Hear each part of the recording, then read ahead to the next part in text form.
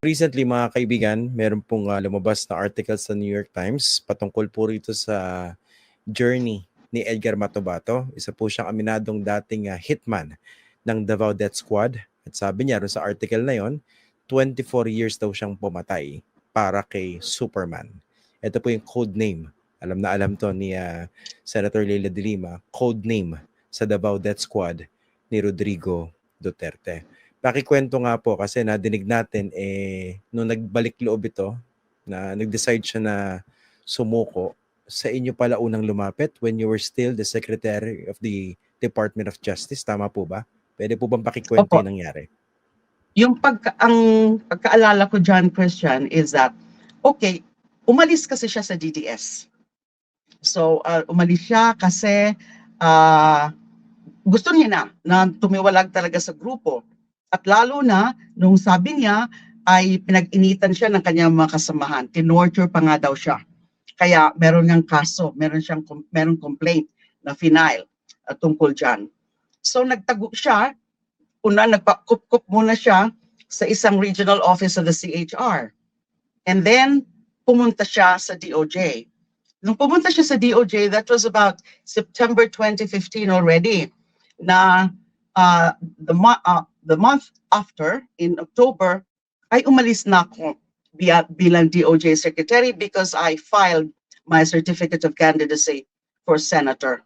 Kaya nung pumasok siya at hinover ng witness protection program of the DOJ, ay paalis na ako noon because nga nagkandidato po ako.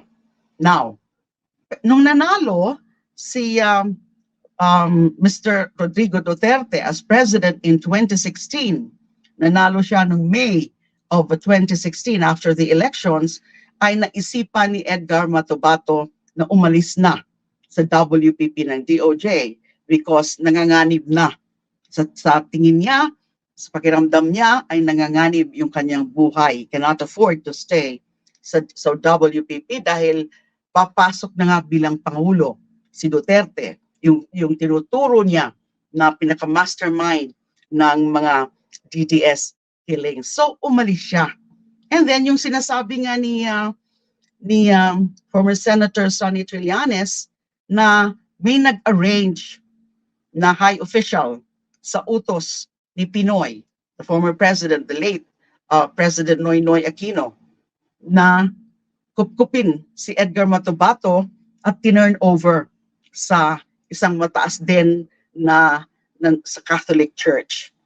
So yun ay pwede ko yung ma-confirm, confirm ko rin yun, na ganun nga ang nangyari, na tinulungan na ng dating Pangulo na protektahan si Mr. Edgar Matobato dahil nanganganib na nga yung kanyang buhay dahil naging presidente na si Mr. Duterte.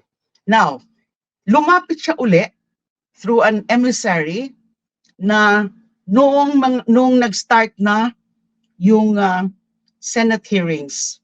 Remember, I conducted hearings sa Senate Committee on Justice and Human Rights as an offshoot of the resolution that I filed in July 13 of 2016.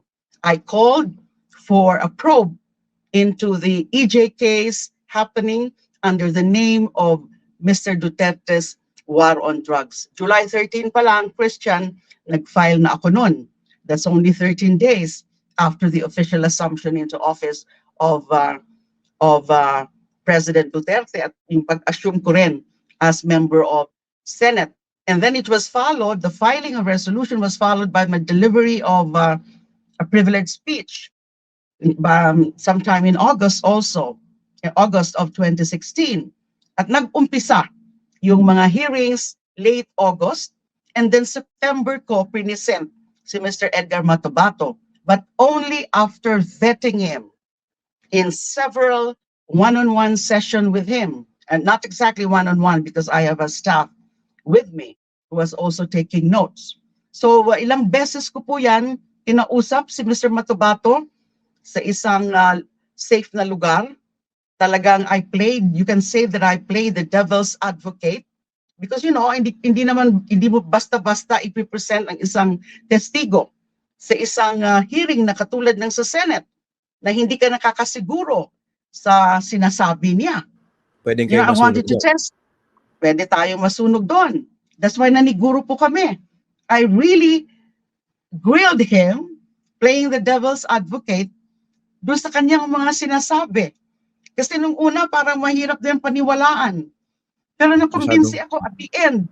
Nakumbinsi ako na mukhang totoo ang mga what convinced sinasabi you? nito. What convinced you po? Maraming detalye, Christian. Maraming detalye at napakita naman niya na talagang ano siya, he was connected to the group.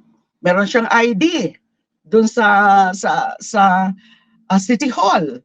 Kasi he started as yung force multiplier lang, yung grupo nila, yung tinatawag na Lambada Boys.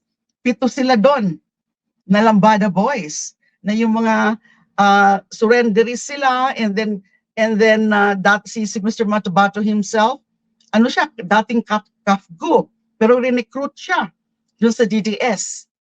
And yun, may mga ID siya. And then yung pagkakakwento niya, na kahit nakakagulat, nakakasindak, yung mga detalye, ay para bang siguro naman hindi niya ito iniimbento, yun ang iniisip ko. Kasi may mga tinatanong din ako na parang para lang lituhin siya, pero nasasagot naman niya. So nakumbinsi po tayo na may kredibilidad yung kanyang mga naging kwento. At sa pananaw ko po noon, importante yung kanyang testimonya. Even if the very subject of those Senate hearings was supposed to be the drug war killings, meaning from 2016. Pero yung mga kwento ni Mr. Matubato, ganun din yung mga naging kwento ni Mr. Las Cañas later, ay tungkol sa DDS. That's before the 2016.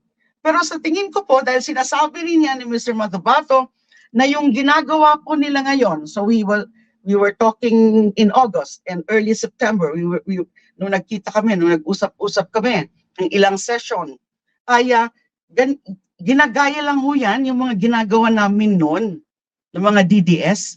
At sabi nga niya, malamang meron din mga former DDS members ngayon, ma'am, sabi niya, na mga kasama din dyan sa mga death squad na yan. Yun ang kanyang sinasabi. So I thought it's very important because it would show the pattern. It would show na merong ganyang tendency. Yung dating mayor ng Davao na naging pangulo ng buong Pilipinas, na yun ang talagang ginagawa niya na nagpapapatay. At yung sinabi ni Mr. Matubato, sinabi rin ni Mr. Las Cañas, at inamin din mismo ni dating Presidente Duterte na siya rin.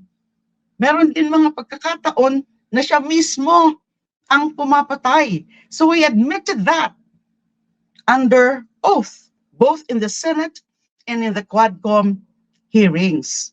Kaya lang, Christian, after presenting Mr. Matubato sometime in September, inalis naman po ako ng karamihan ng aking mga kasama sa Senado bilang chairperson. They ousted me.